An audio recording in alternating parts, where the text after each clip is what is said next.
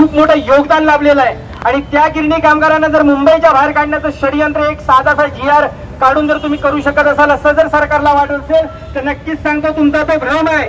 तुम्ही भ्रमात राहू नका। गिरणी कामगार आहे या महाराष्ट्रातला गिरणी कामगार याने जर मुंबई मिळवून दिली या महाराष्ट्राला तर नक्कीच त्याचे वारसदार म्हणून आम्ही आज सांगतोय की आम्ही पुन्हा एकदा शहीद व्हायला तयार आहोत, परंतु ही मुंबई आमची आहे आणि ती आम्ही कोणालाही देणार नाही।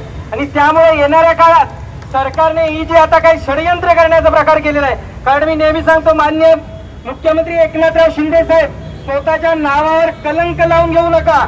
आजपर्यंत कोणी गिरणी कामगारांना काय दिलं नाही, परंतु आपण तर सरळ सरळ धमकी देऊन गिरणी कामगारांना बाहेर काढायचं षडयंत्र करताय।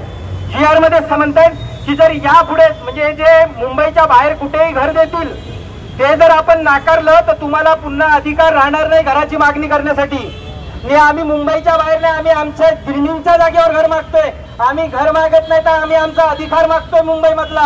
हे नक्कीच सर्वांनी ही गोष्ट समजून घेणं गरजेचं आहे की आपला लढा कसला आहे, आपला लढा अस्तित्वाचा आहे, आपल्या जमिनींच्या अधिकाराचा आहे। आमची जमीन गेली कुठे, आम्ही घरं गेली कुठे विचारत नाहीत, आमची मुंबईमध्ये असलेली जमीन गेली कुठे आणि त्यासाठीचा हा लढा आपला चालू आहे।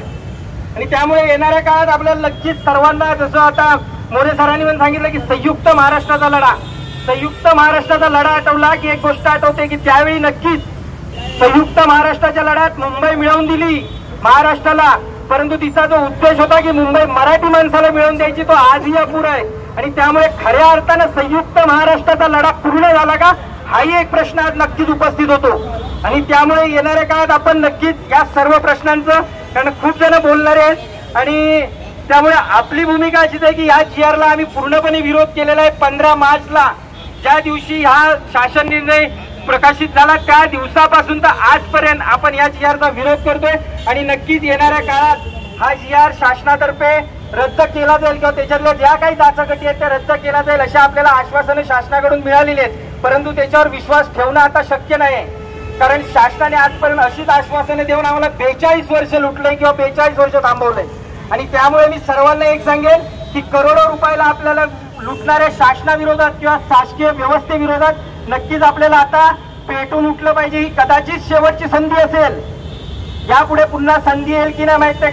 कारण 2011 सालची जी एकजूट होती ती कशासाठी झाली होती ती आज आपलं म्हणलं नक्कीच सगळ्यांना कळेल की कशासाठी केली होती, त्यामध्ये कोणी कोण सहभागी झाले होते। काही प्रमुख नेत्यांनी आपल्या विचारधारेला धरून सगळ्यांनी एकत्रित येऊन बनवलेला तो एक कार्यक्रम होता की एक संघटना एकजूट करण्याचा। आणि त्या माध्यमातून जे काही निर्णय घेण्यात आले त्याच्यावर आजपर्यंत किती जण ठाम राहिले हे मात्र नक्कीच प्रश्न आपण सगळ्यांनी विचारले पाहिजेत।